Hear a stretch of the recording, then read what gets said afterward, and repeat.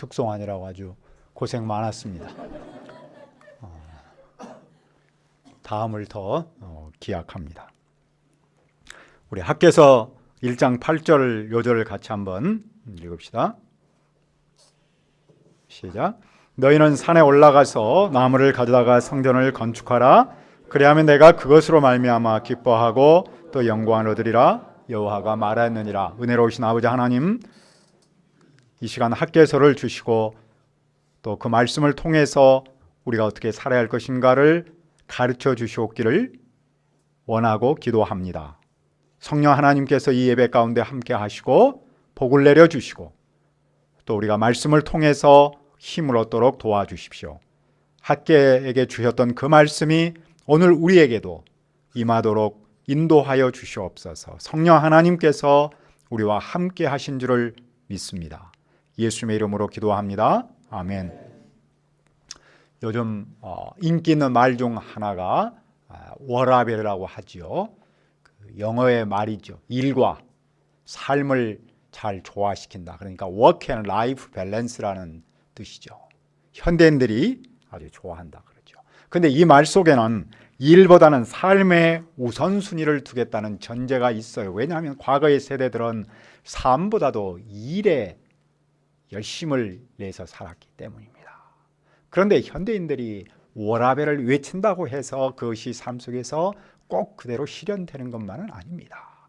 진정한 삶과 일의 조화가 어디 있겠습니까? 예수님이 오시기 전 586년 유다 왕국은 바벨론에게 망합니다. 그때 대부분의 사람들은 바벨론으로 끌려가서 포로로 약 70년 동안 삽니다. 그런데 바사, 즉 페르시아의 고레스라는 사람이 나타나서 그 바벨론을 무너뜨리고 이스라엘의 해방을 선언합니다. 그런데 당시 그곳에서 경제적으로 기반을 잡은 사람들은 이스라엘로 돌아오지 않고 일부만 이스라엘로 돌아옵니다. 일부만 돌아온 그들을 역사에서는 포로 후기 공동체라고 말합니다. 여호와의 말씀이 언제 누구에게 임했습니까? 바사의 초대왕 고레스의 뒤를 이은 다리오 왕 제2년 여섯째 달 곧 그 달 초하루에 여호와의 말씀이 선지자 학개에게 임합니다. 선지자 학개는 하나님의 말씀을 받아서 당시 종교 지도자인 대제사장 여호수아와 정치 지도자인 총독 스룹바벨에게 전합니다. 그 메시지의 내용이 무엇입니까? 2절을 읽읍시다. 시작.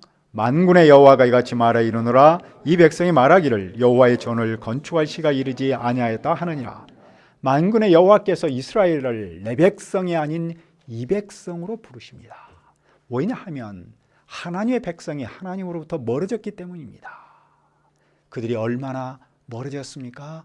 그들은 이렇게 말함으로써 하나님으로부터 많이 멀어졌다는 사실을 보여주고 있습니다. 여호와의 전을 건축할 시기가 아직 이르지 않았다. 즉 하나님의 전 성전을 건축할 때가 아직 아니라고 말합니다. 무슨 말입니까? 그들은 바벨론에서 돌아온 후기 공동체라고 말했습니다. 그들 대부분은 바벨론에서 태어난 2세들입니다. 그들이 부모님의 나라로 돌아왔다는 것 자체가 놀라운 일이 아닐 수 없습니다. 그들이 엄마 아빠의 하나님, 그 엄마 아빠의 믿음을 계승했다는 사실입니다. 그들은 엄마 아빠가 가졌던 하나님의 백성으로서의 정체성, 제사장 나라로서의 그 정체성을 이어받은 것입니다. 그들은 고국으로 돌아와서 가장 먼저 성전 건축에 힘썼습니다. 그들은 삶의 우선순위를 성전 건축에 두고 모든 것을 다했습니다. 그런데 그 일이 쉽지 않았습니다. 주변 나라들로부터 시기와 유혹과 협박이 있었습니다. 성전 건축을 적극적으로 지지했던 바사의 고레스 왕이 전쟁을 하다가 갑자기 죽어버렸습니다. 그뿐 아니라 그들은 경제적으로 어려웠습니다. 먹고 사는 일이 만만하지 않았습니다. 그들의 열정만큼, 헌신만큼, 기대만큼 열매가 나타나지 않았습니다. 열심히 서서히 식었고 지쳤고 피곤했습니다. 그들은 삶의 여유를 즐기며 여행도 하고 싶었습니다. 그들은 결국 성전 공사를 중단하며 합류합니다. 성전 재건은 아직 때가 아니다. 그렇게 15년의 세월이 흘렀습니다. 역사는 그 15년을 잃어버린 15년이라고 부릅니다. 여호와께서 그들에게 무엇을 깨우치십니까? 4절을 읽읍시다. 시작. 이 성전이 황폐할거늘 너희가 이때 판백한 집에 거주하는 것이 옳으냐. 성전은 황폐한데 그들은 판벽한 집에서 삽니다. 판벽한 집은 지붕이 있고 또 널판지로 벽을 잘 만들었다는 집입니다. 당시 개념에서는 아주 호화로운 집을 표현한 것입니다. 하나님의 집은 지붕도 없는데 그들의 집은 럭셔리합니다.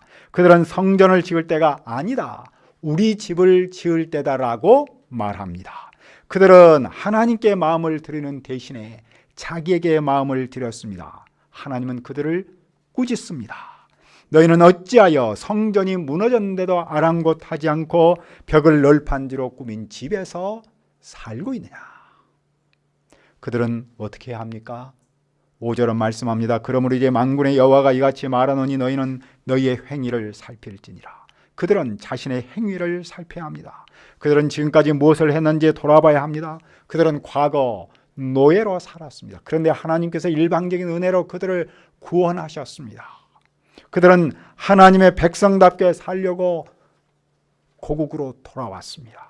그랬던 그들이 지금은 생존을 위해서 바쁘게 수고하는 일에 빠졌습니다. 하나님을 뒤로 미루고 자기만을 생각하고 있습니다. 그런 그들은 그런 헛된 수고를 멈춰야 합니다. 그들은 과거를 돌아보면서 현재 무슨 일이 일어나고 있는지를 곰곰이 생각해야 합니다. 그들이 곰곰이 생각할 때 그들의 현실은 어떠합니까? 그들은 씨를 많이 뿌렸어도 수확은 적었고 먹어도 배부르지 않으며 마셔도 성이 차지 않고 입어도 따뜻하지 않습니다. 아무리 벌어도 밑 빠진 독에 물 붓깁니다. 그들은 자기를 위해서 애를 썼는데 실상은 초라합니다. 그들은 그런 자신의 행위를 살펴야 합니다. 현실의 원인을 정확하게 진단해야 바른 처방을 할 수 있기 때문이겠죠. 여호와께서 그들에게 무슨 방향을 주십니까? 8절을 읽읍시다. 시작. 너희는 산에 올라가서 나무를 가져다가 성전을 건축하라. 그리하면 내가 그것으로 말미암아 기뻐하고 또 영광을 얻으리라. 여호와가 말하였느니라. 그들은 산에 가서 나무를 가져다가 성전을 건축해야 합니다. 하나님께서는 그들에게 멀리 가라고 하지 않습니다. 가장 가까운 산으로 가라고 합니다. 그런 또한 하나님께서는 좋은 재료, 비싼 재료를 원하지 않습니다. 그냥 산에 있는 자기가 할 수 있는 일을 하라는 것입니다. 하나님께서는 그들에게 마음을 원하십니다. 하나님은 성전 건축에 그들의 삶의 우선순위를 되기를 원하십니다. 성전은 무엇입니까? 성전은 하나님께 드릴 예배를 드릴 목적으로 세운 건물이지 않습니까? 하나님은 당신의 이름을 두실 장소로 특별한 곳을 선택하셨고 그곳에서만 제사하도록 하셨습니다. 하나님은 성전에서 예배자를 만나십니다. 성전은 하나님께서 그 백성과 함께 하신다는 상징입니다. 성전은 예배의 중심지이며 삶의 중심지입니다. 하나님은 그 성전을 다시 짓기를 원하십니다. 하나님께서 성전 재건을 통해서 원하시는 바는 무엇입니까? 첫째로 하나님은 그 일을 통해 기뻐하고 영광을 드러내고자 하십니다. 왜냐하면 그들의 성전을 짓는 일은 하나님을 영접하는 일이며 하나님은 그들과 함께 하심을 나타내는 일이기 때문입니다. 하나님은 그들이 성전을 지음으로써 그곳에서 하나님을 예배하고 만나고 하나님과 함께 하기를 원하십니다. 하나님은 그들의 하나님이 되고 그들은 하나님의 백성이 되기를 원하십니다. 바로 거기에 하나님의 기쁨이 있는 것이죠. 둘째로 하나님은 그들의 삶의 우선순위를 하나님께 두기를 원하십니다. 그들은 성전 짓는 일이 힘들다면서 삶의 우선순위를 자기에게로 바꿔버렸습니다. 그들은 제사장 나라로서의 정체성을 잃어버렸습니다. 그들은 사명인이 아닌 생활인으로 살고 있습니다. 하나님은 그들이 삶의 우선순위를 회복하기를 원하십니다. 하나님은 그들이 삶의 중심을 회복하기를 원하십니다. 그러면 오늘 우리에게 성전을 건축하라는 말씀은 무슨 뜻입니까? 예배당을 건축하는 일일까요? 우리가 예배당을 지으면 하나님께서 기뻐하시고 당신의 영광을 드러내시는 겁니까? 첫째로, 오늘 우리가 성전을 건축한다는 말은 우리가 예수님의 사람으로 자라는 것을 말합니다. 예수님께서 십자가에서 돌아가심으로써 건물 성전 시대는 막을 내렸습니다. 예수님이 성전이신, 즉 인격 성전 시대가 왔습니다. 누구든지 인격 성전이신 예수님 그분을 믿으면 그 사람 또한 인격 성전이 됩니다. 그러므로 우리가 오늘 지어야 할 성전은 인격 성전인데, 그것은 우리가 예수님을 믿고 예수님을 닮고 예수님의 사람으로 자라는 것을 말합니다. 더 나아가 우리가 그 예수님을 증언하는 일이야말로 인격 성전을 짓는 일이라고 할 수 있습니다. 예수님께서 인격 성전에 터를 놓으시고 그 터 위에 내가 예수님을 믿음으로 성전을 세웁니다. 그리고 내가 그 예수님을 증언하면 또 그 사람이 성전이 됩니다.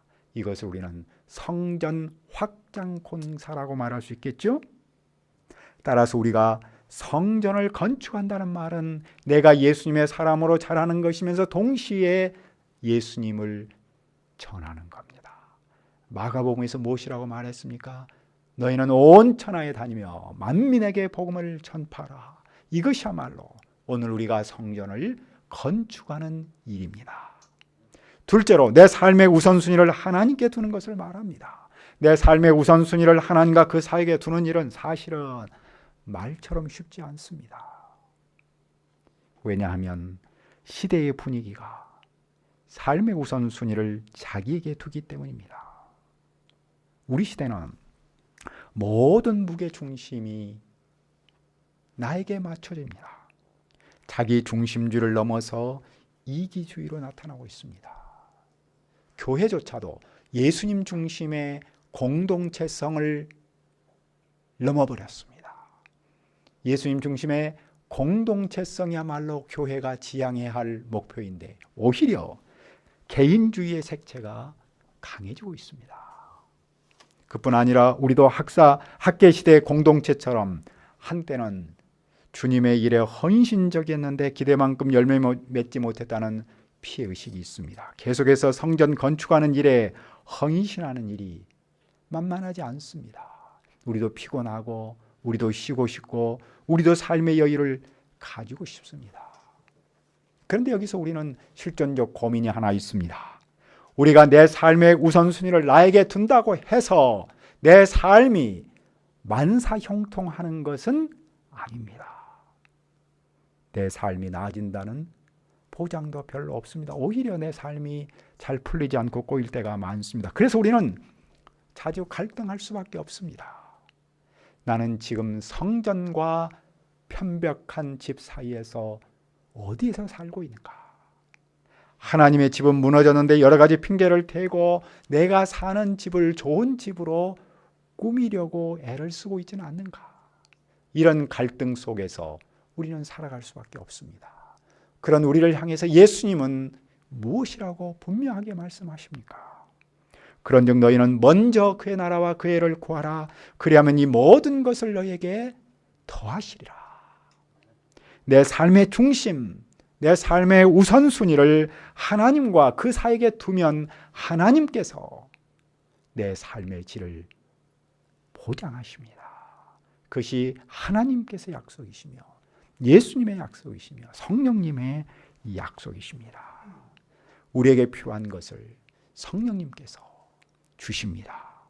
그런 점에서 볼 때 내 인생의 워라벨이라는 것은 사실은 그 사람의 수고의 대가가 아닙니다. 하나님께서 성전을 건축하는 사람에게 주시는 은총입니다. 선물입니다. 노아 목자님은 마가복음을 통해서 분명한 한 가지를 배웠다고 말했어요. 그것은 예수님께서 나를 용서하시고 또 그리고 그 사실을 평생 동안 증언해야 한다는 것이었어요.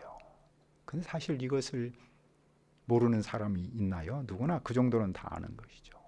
문제는 그 사실을 얼마나 절박하게 알고 실천하느냐에 있는 것이겠죠. 그는 구원의 절박성이 갈수록 시들어가는 시대라면서 안타까움을 말했습니다. 그도 그럴 것이. 구원의 절박성이 식으면 식을수록 성전을 건축하는 일도 시들 수밖에 없습니다. 구원의 필요성을 아는 만큼 구원의 절박성도 알 때 그 복음을 증언할 수 있지 않겠습니까? 복음을 증언하는 일을 중단하지 않겠지요.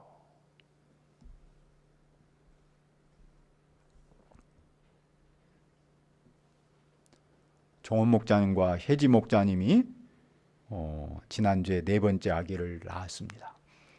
혜지 목자님 혼자 낳은 건 아니죠.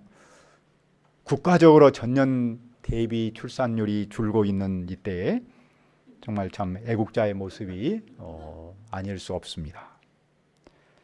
저는 카톡으로 아기 사진을 보면서 참 그 예쁘고 또 생명의 소중함과 희망을 느꼈습니다. 금방 태어났는데 100일쯤 되어진 것처럼 보였어요. 엄마 아빠가 워낙 크니까 그러겠죠.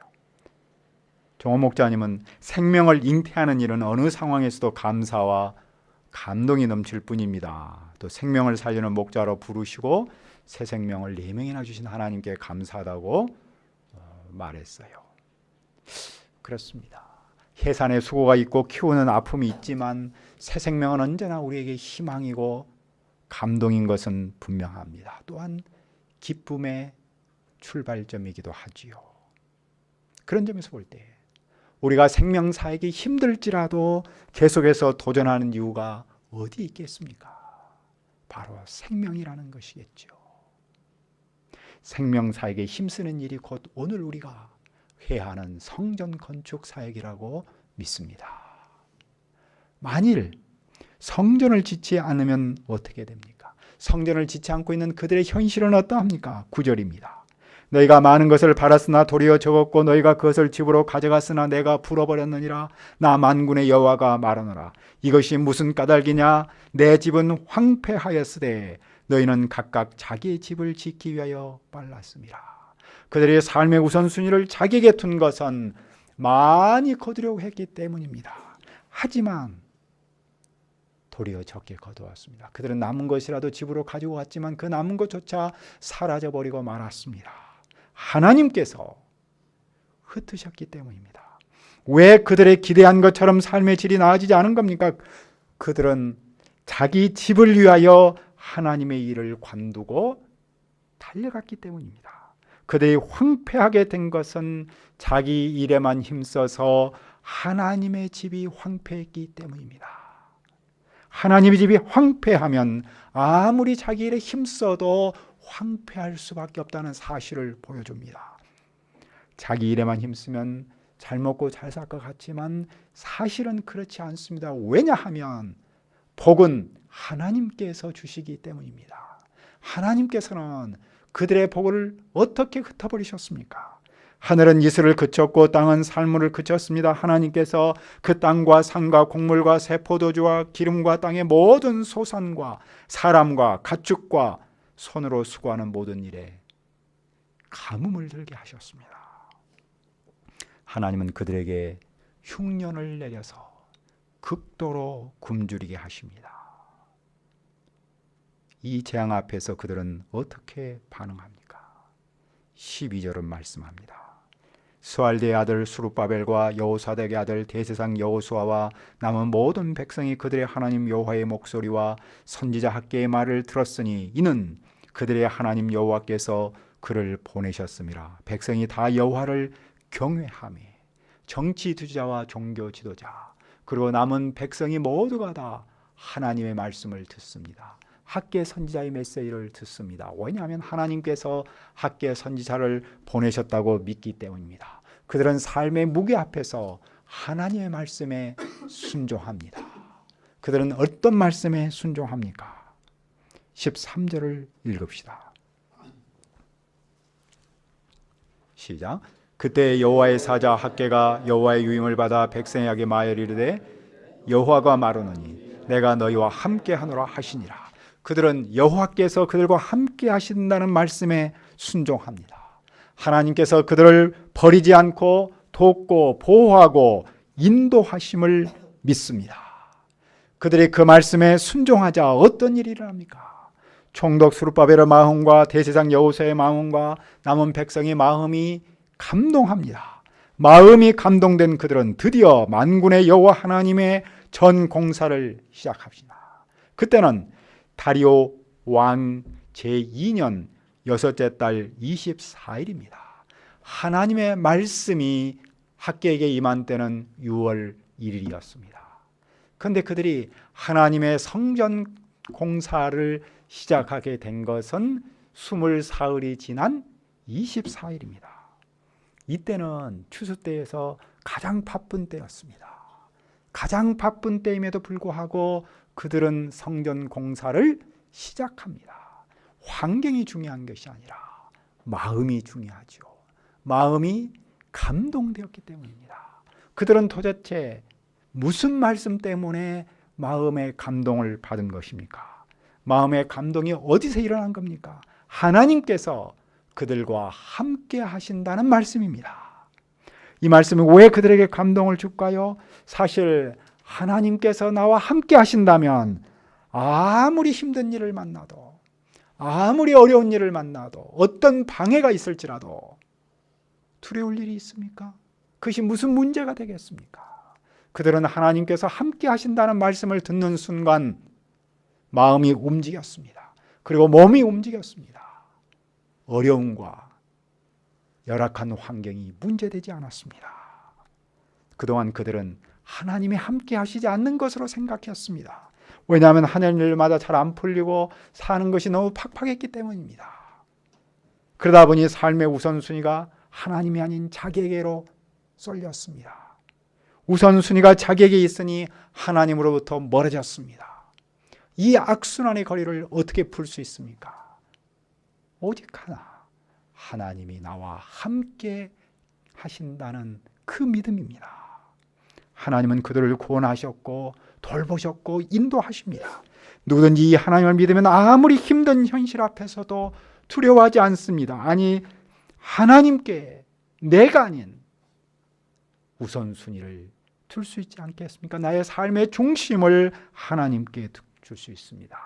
따라서 하나님의 함께 하심을 믿으면 어떤 상황에서도 하나님께서 맡기신 성전 건축 사역에 도전할 수 있지 않겠습니까? 우리 시대 분위기가 워라밸을 꿈꾸며 자기 일에 힘쓰고 있습니다. 이런 시대에서 우리는 왜 성전을 건축해야 합니까? 하나님께서 기뻐하시고 영광을 드러내시기 때문입니다. 바로 여기에 진정한 우리의 삶과 일의 조화로움이 있기 때문입니다. 우리가 어떻게 성전을 건축하는 사역을 할 수 있습니까? 그것은 하나님께서 나와 함께 하신다는 믿음이 있기 때문입니다. 성전을 건축하라. 이 말씀을 마음으로 영접하여서 우리의 삶의 우선순위를 생명사에게 둘 수 있기를 기도합니다. 은혜로우신 아버지 하나님, 예수님께서 우리와 함께 하신 줄을 믿습니다. 함께 하심을 믿고 하나님께서 우리에게 맡기신 성전 건축 사역, 생명 사역, 또 내가 예수님의 사람으로 자라는 이 일에 삶의 우선순위를 두고 그 일에 힘쓸 수 있도록 도와주시옵소서. 예수님의 이름으로 기도합니다. 아멘.